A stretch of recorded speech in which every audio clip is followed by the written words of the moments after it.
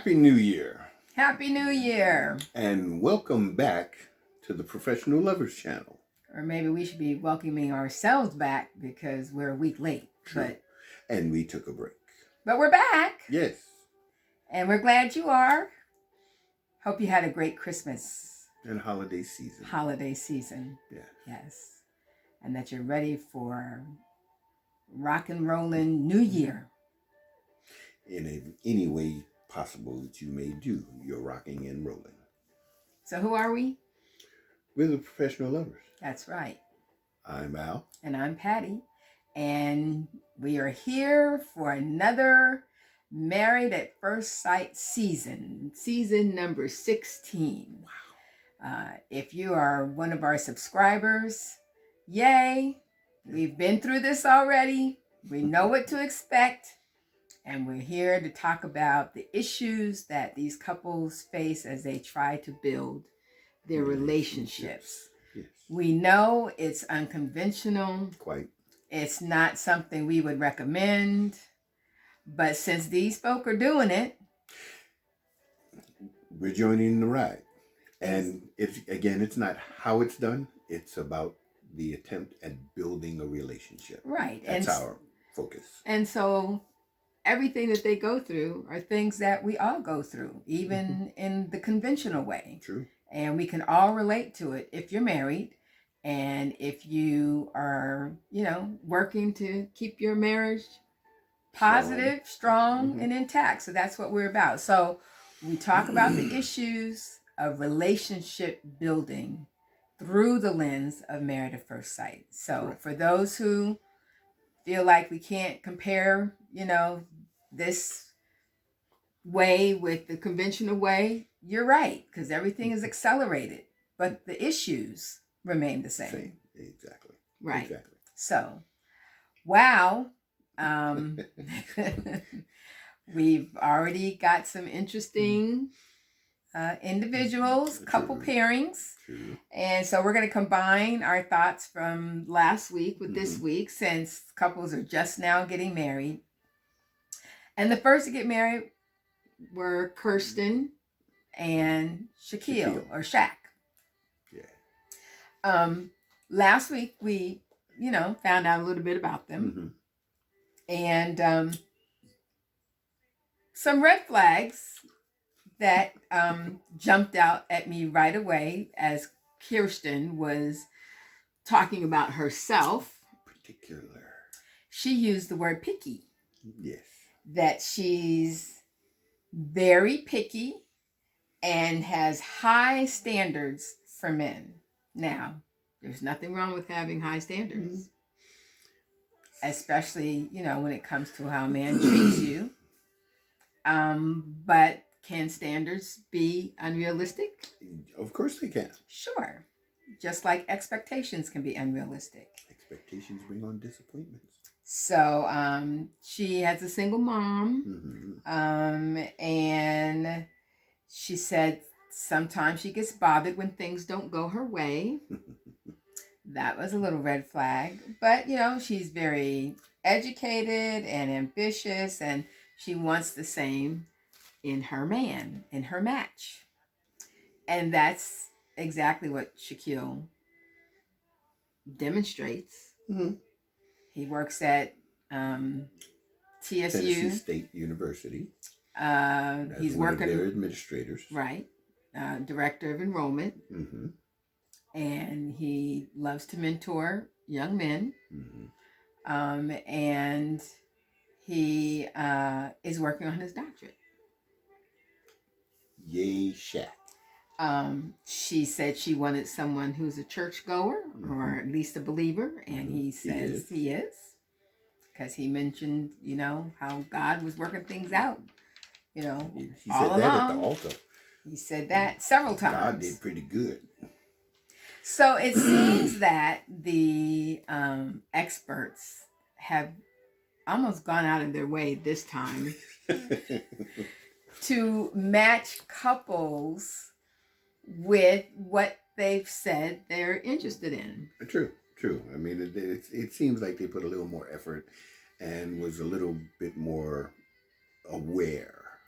Yeah. of who they were selecting. And not, focusing on the differences, how, this person's strength may help that person's weaknesses. Because we have seen in the last few seasons how that has... How opposites go in opposite directions. Right. And it just has not panned out. So anyway, Kirsten is so picky that she even had a penis size that she needs. And she prefers.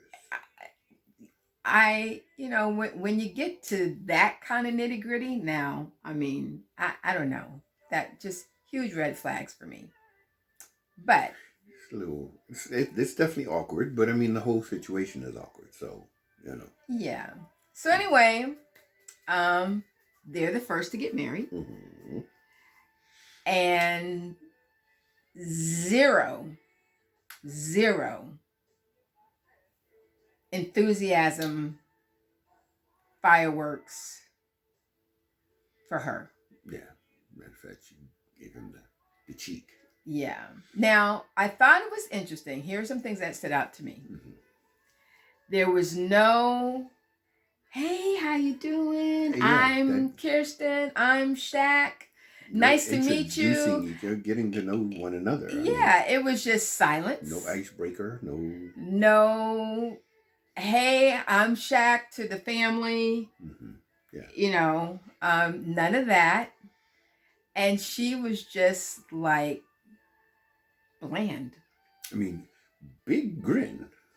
But that seems so pasted manufactured that, it seems like her face hurt after a while because it never moved. It just grinned. Now she did, in talking to her girlfriends and stuff, say that she did not want a bald head, and that's what she got, and that bothers her. Already, that bothers her. The fact that he's younger than her bothers her. Strike two. She called it. Already. Strike two. Yeah. So already, he's into her. Mm-hmm. She is not into him, and it showed. But we've been down this road before. Mm-hmm. True.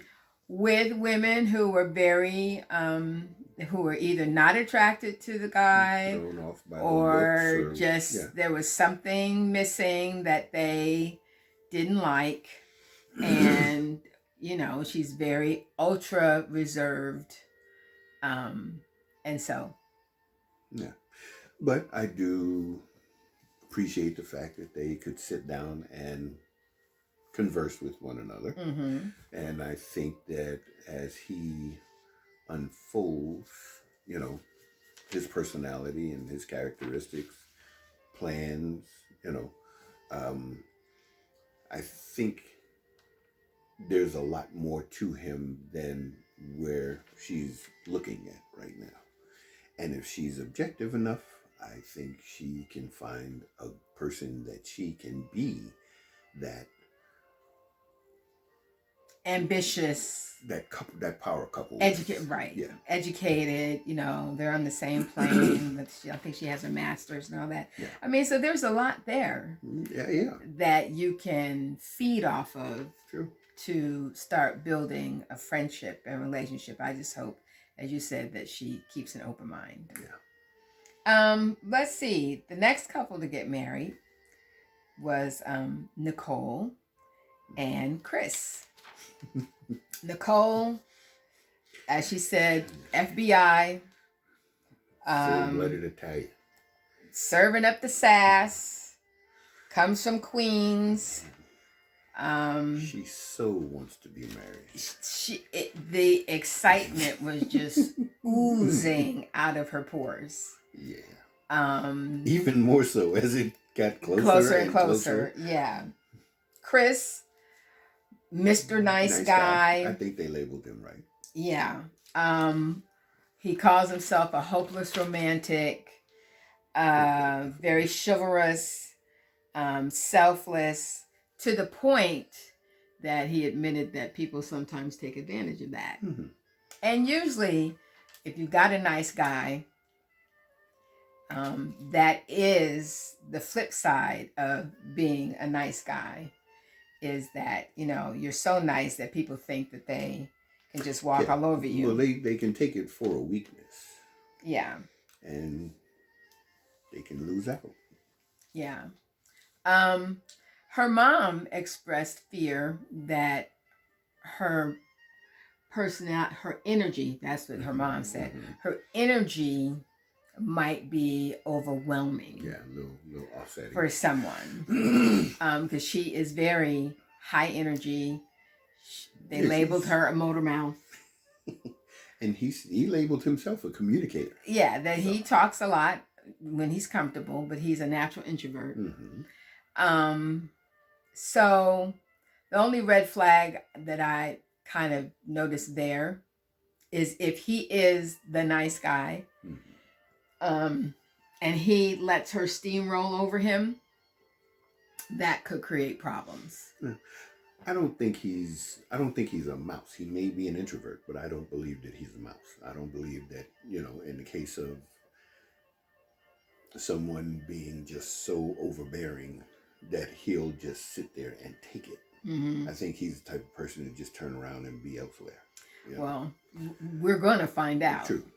But how wild is it that she predicted his name would be Chris and he predicted her name would be Nicole? What was that about? Really? And the parties knew that.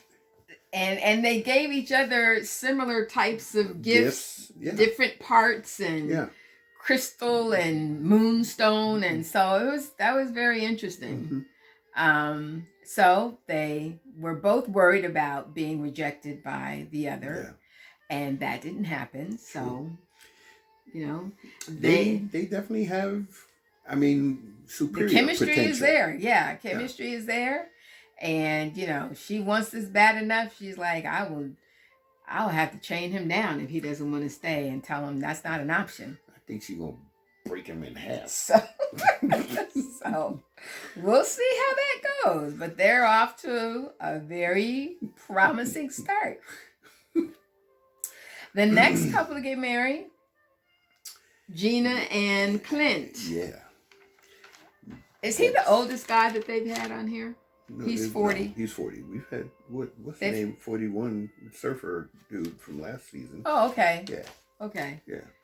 I can't remember his name. Well, yeah. But environmentalist. Okay. Right.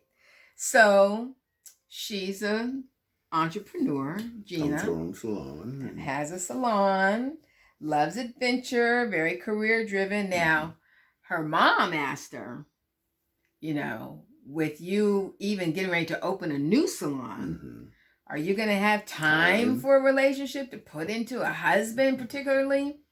And she said, I have to make time. So that's kind of a red flag, but it doesn't have to be something that, becomes a problem or an issue. But and I think she's 35. And so if you've been in that kind of mindset, and you are a business owner and you are opening up a new, brick and mortar and all that entails, then that does take time. True. So to be getting married on top of that, but hopefully because of their ages. Yeah, but that happens in real life anyway. When you engage in a relationship, you go through stages of newness and, challenges and strategies. In this case, I think being a businesswoman, he is a businessman. And I think he lives out loud, and I think she kind of discreetly lives out loud, so I think that can be interesting. I think it will be interesting. And now let me just say, red flag for him. You saw that big old plane simulator game that he's always on.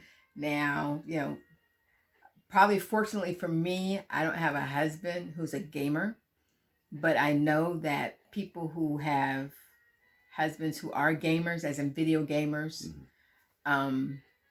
sometimes that creates issues with building a positive relationship. But isn't the game that he has, it's a simulator. Right, it's a flight simulator. And he really trying is to get his license? Oh, is he? I thought he was. Maybe. I thought he was. Maybe. And he just happens to have income that because will he does afford fly him planes, right? And he sails boats. Yeah, so as he's hobbies. an adventurer. Yeah. So I don't look at him as a gamer type individual that stays indoors. I mean, he loves outdoors. So, maybe that's what he does when he's indoors, but he pretty much stays outdoors according to what he says. So they got married. Yeah. And seemed to be a lot of chemistry there as well. Uncanny. And again, how crazy that they live in the same building, the same condo building. What? Yeah. And have never met each other. Now, she did say she thought he looked a little familiar, but wow. And that reminds me of us being in the same vicinity during a wedding reception and never seeing each other. I think I might have seen her, but I never approached her. It was a dark situation. It was like a party. And then didn't actually meet until 3 years later. There you go. So that's crazy that they live in the same high rise. Yeah. So a lot of chemistry there.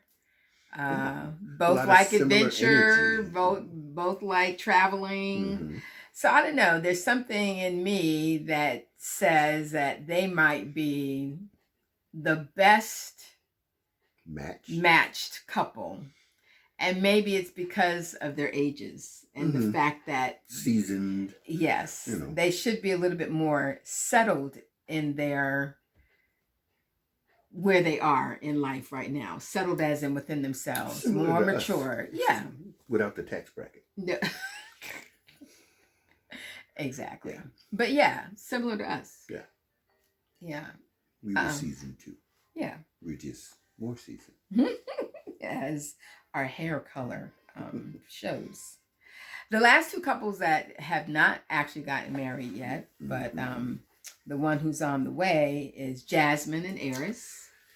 Yes. Jasmine, the prom queen. And isn't she a cheerleading coach? Yeah. Is she the cheerleading coach? And Eris, the reformed player. That's a little scary. But he constantly talks about, his desire and earnest want to flip that script. I mean, he wants to share. I mean, everything that he has indicated through his verbiage sounds like he's ready for change. Now, he's 39 years old. So he's definitely seasoned and ready to, seasoned enough to focus and be disciplined enough to do whatever it is he chooses to do. Well, and has said that he's done the work on himself. Didn't have a father figure, father murdered when he was 11. So didn't grow up with a model, someone to model himself after as far as how to be a man and how to be a husband and how to be, lead a family. But he feels ready, whereas his cousin says, you are not. His cousin feels like he lacks relationship experience. His cousin feels like he is no way ready to be married. And she tried to talk him out of it. I think as he was standing there waiting to go in. I think she realized that she's going to miss her cousin. You think that's all it is? I think that's a big part of it. And I mean, I understand the protectiveness, but to me, that it's couched in that. Because the manner in which she's saying, you don't have to go through with this. It ain't too late. Yeah, I'm like, where's the support? I mean, he understands what he's doing. He ain't a kid, you know. He has none when it comes to her. None. None. He has no support. And of course, that's, creating more questions for him and doubts and, more nervousness and whatever. But, yeah. And Jasmine has expressed that she's nervous to meet his family, whether or not he's got, whether they will connect. And so with the cousin already, like, on the negative side of things, that's going to be an interesting dynamic when they do meet, you know, at the reception and whatever. Because her girlfriend said she was going to grill him like a barbecue rib. Well, we know that all the friends and family will do that. That's just par for the course. But she used that phrase. She did. So I can imagine how she's going to try to pick apart his brain. She did. Our last couple, Dominique and McKinley. Red flag for Dominique is that Mama set this process up. Yeah, and she's just kind of going through with it, and not to say that it could not work or could not happen. And of course, I'm sure if you've seen the show, you've seen the commercials, and evidently there's something that occurs between the two of them. And again, me and my hopeful self, I'm thinking that just to create drama from the onset, they're throwing a curve by showing you how they're like, already on the outs. Yeah. And of course, the show has to create drama. Of course. Of course. That's a given. Although, going back to the bachelorette party. Yeah. Yeah, where she was taking a keen interest in one of the strippers. And enjoying herself with one of the strippers. And then I think too, when the girls met, someone asked her a question about, what she enjoys most or what she's looking forward to most or something like that. And she talked about going out with her girlfriends. That she lives to go out with her girlfriends. So all of those things together do not suggest that she's as all in to this process because she didn't choose the process. True.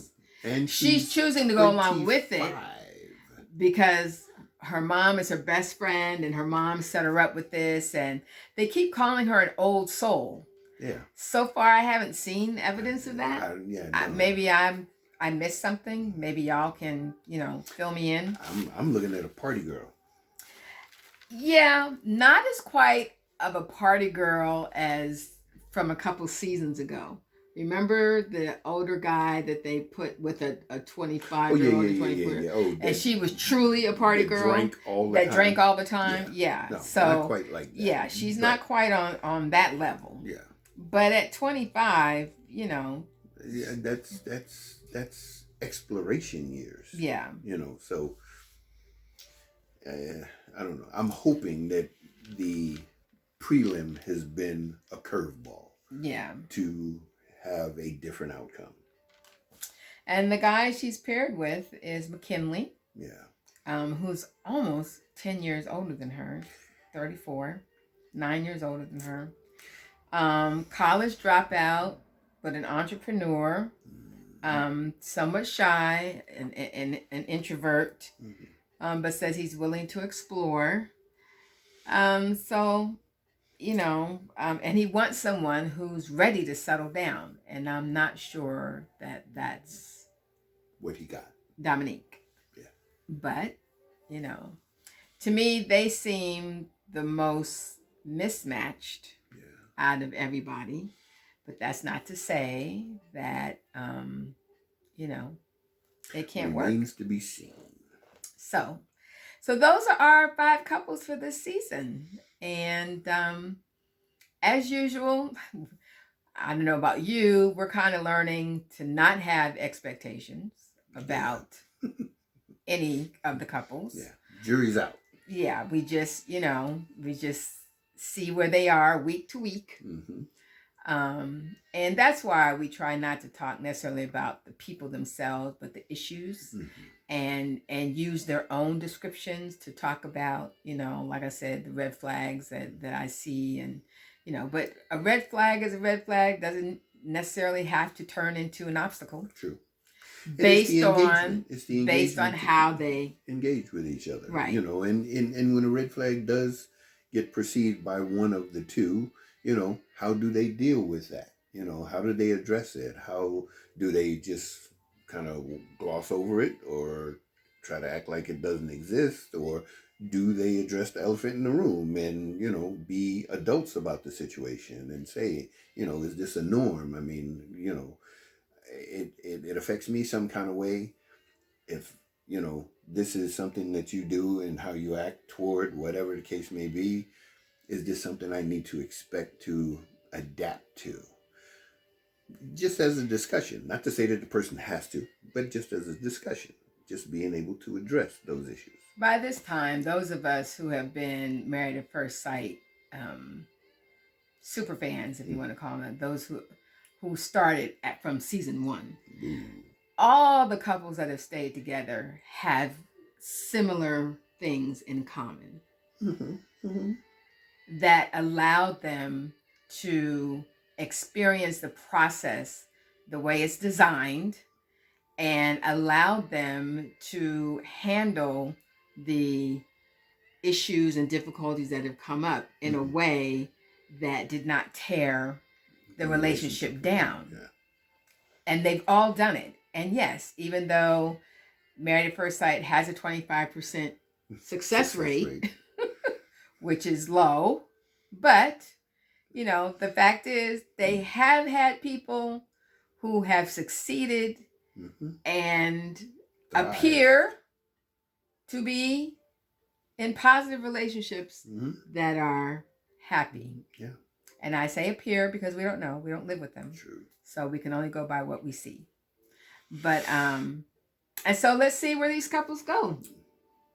Let's see where they lead each other and where they land. So hold on for the ride. That's right. We're holding on for the ride because it's going to be an up and down ride. Just let's hope that it won't be as painful to watch some of these couples as it has been in the past 2 or 3 seasons. At least definitely 2. Yeah. 3.